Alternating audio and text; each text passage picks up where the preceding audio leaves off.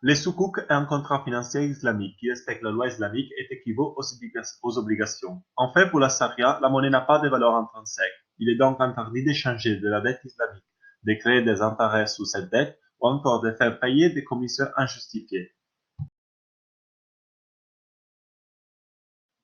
Les soukouks donnent à l'investisseur le droit bénéficiaire de propriétés sur des actifs tangibles ou intangibles qui génèrent profit et ils peuvent être échangés comme s'ils ne sont pas des instruments de dette. La majorité des sukuk est basée sur des actifs et structures afin d'être le plus similaire possible aux obligations conventionnelles, malgré un sous-jacent différent. Le premier sukuk a été mis pour la Malaisie en 1990 et le premier sukuk global a été mis en 2001. Depuis cette date, le marché a beaucoup grandi, surtout en 2006-2007. Après la crise financière et les problèmes d'interprétation de la loi islamique ont affecté les marchés, mais maintenant la situation est une nouvelle fois positive. Le premier pays d'émission est toujours la Malaisie, puis les pays du Moyen-Orient pour un total de 2055 milliards d'USD. Le marché des soukouk est la source naturelle de financement des émetteurs du monde islamique comme les banques. Il est donc très liquide. Avant, les soukouk échangeaient avec des maturités courtes, comme 3 ou 5 ans, mais maintenant, on préfère les maturités 10 ans. Aujourd'hui, des instituts de crédit occidentaux comme Société Générale et HSBC sont intéressés par ces contrats de finances islamiques. La Malaisie est le premier marché mondial des soukouks, suivi par l'Arabie Saoudite qui compte environ 13% de l'encours total. Viennent ensuite les Émirats Arabes Unis puis le Qatar. Si la majorité de ces certificats sont émis par des pays musulmans, certains États occidentaux tels que le Royaume-Uni, le Luxembourg ou encore des entreprises américaines et européennes explorent également le marché des soukouks. Comme nous le montre ce graphique, les soukouks sont majoritairement émis en dollars américains et par les pays du Golfe. L'Ijara est la structure des soukouk la plus commune. Elle est basée sur le transfert d'un actif à une autre personne en retour d'un loyer. C'est un contrat de location où les propriétaires d'un bien l'élu et les loyers toujours ajustés régulièrement.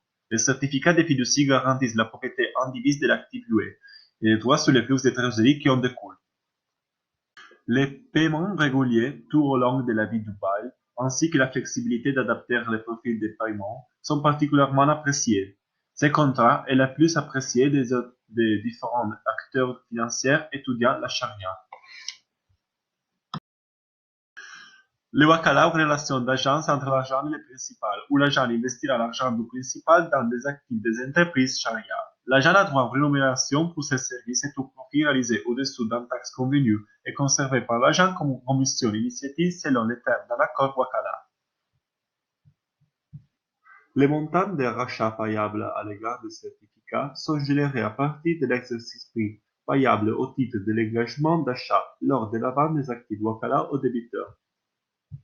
Le principal avantage de la structure wakala est de permettre à l'émetteur d'utiliser une variété d'actifs ou d'investissements comme principaux actifs sous-jacents de la structure sukuk, par opposition aux actifs tangibles spécifiques. Les actifs tangibles doivent représenter au minimum 30% du total sous-jacent de la structure pour rendre les sukuk négociables. Il y a des wakala où les actifs tangibles représentent les 70%.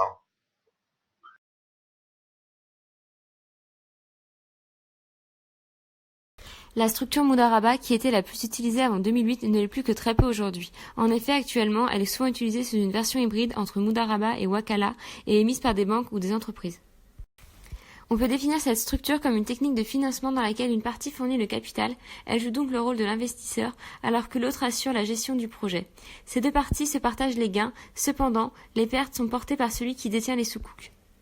Musharaka est une coentreprise entre deux ou plusieurs parties qui contribuent chacune à celle-ci. L'investissement des capitaux répond à la charia. Les bénéfices des investissements sont répartis selon des proportions préétablies parmi les détenteurs, mais les pertes sont partagées au prorata des capitaux propres détenus. Cette structure est généralement utilisée pour mobiliser des fonds pour établir de nouveaux projets.